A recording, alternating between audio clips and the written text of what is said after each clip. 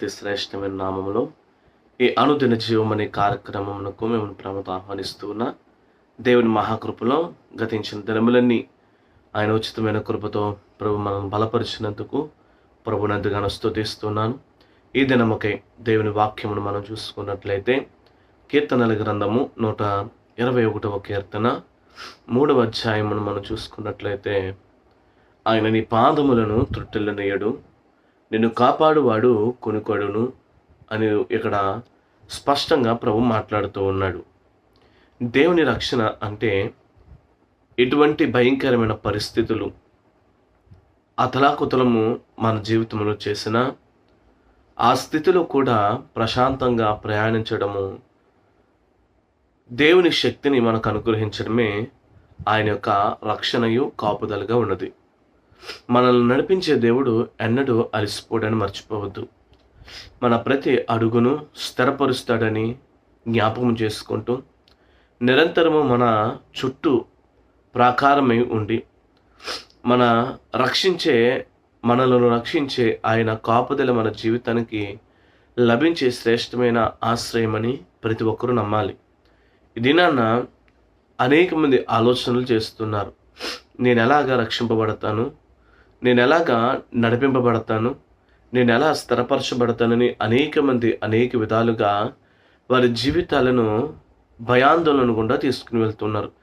కానీ ఇక్కడ భక్తుడైన వారు చెప్తున్నది ఏంటంటే, నేను కాపాడువాడు కొనుకడును నిద్రపోడని ఒక చక్కని శక్తి కలిగిన భద్రతను ఇక్కడ మనకు అనుగ్రహిస్తూ ఉన్నాడు. ఆయన మన జీవితములలో మనం పుట్టిన మొదలుకొని దేవుని వాక్యం ఉంటుంది, నీవు పిండముగా రూపింపబడక ముందే ఆయన మనలను ఎరిగినవాడని బైబిల్ గ్రంథము స్పష్టంగా తెలియజేస్తుంది. మన జీవితము ఏ రోజు ఏమి జరగాలో, ఏ దినాన ఏమి సంభవించాలో సమస్తము కూడా దేవునికి ఎరిగి ఉన్నది. కానీ ఇక్కడ మనం ఆలోచించాలి ఏంటంటే, ఒకవేళ శత్రువైన సాతాను మన మీద భిన్నమైన కార్యములను చేయడానికి వాడి సిద్ధముగా ఉన్న వాడి పన్నాగములను త్రిప్పికొట్టడానికి మనం ప్రతిరోజు కూడా ప్రార్థననే ఖడ్గమును ధరించుకుని, ప్రార్థననే విశ్వాస సహితమైన డాలును మనం ధరించుకుని మనం ముందుకు వెళుతున్నప్పుడు అపాయకరమైన పరిస్థితులలో సాతానుడు మనల్ని నడిపించినప్పటికీ ఆ ప్రార్థన మన జీవితానికి ఒక విలువైన రక్షణగా భద్రతగా మనల్ని కాపాడుతుంది. కంటికి రెప్పలా మనల్ని కాపాడే దేవుడు మన పట్ల ఎల్లప్పుడూ జాగ్రత్తగా ఉంటాడని మర్చిపోవద్దు.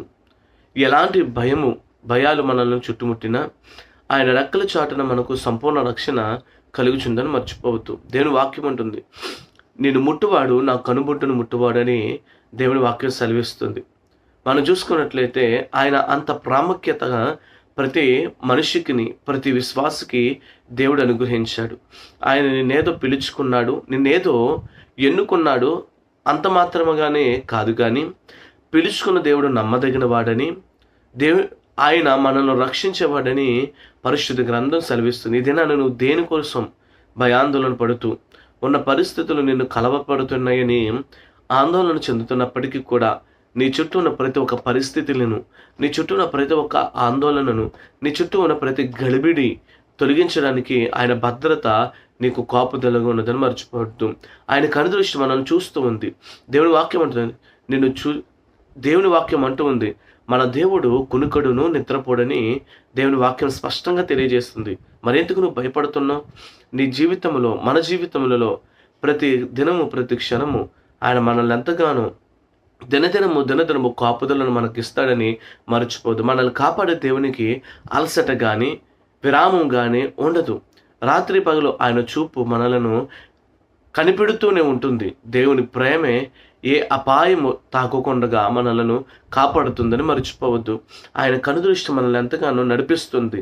ఆయన మనలను బ్రతికించడానికి, ఆయన మనలను నడిపించడానికి నిరంతరము మనకు తోడుగా ఉన్న దేవుడు.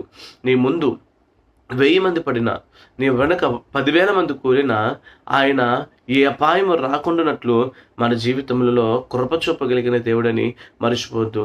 నిన్ను ఎరిగిన దేవుడు నీకెప్పుడు తోడుగా ఉంటాడు. ఏ క్షణంలోనూ నిన్ను మరిచిపోడు. ఆయన నిశ్చలమైన ప్రేమను నమ్మి విశ్వాసముతో స్థిరంగా నిలబడడమే నువ్వు పొందుకునే ఒక గొప్ప ధన్యత, రక్షణని మర్చిపోవద్దు.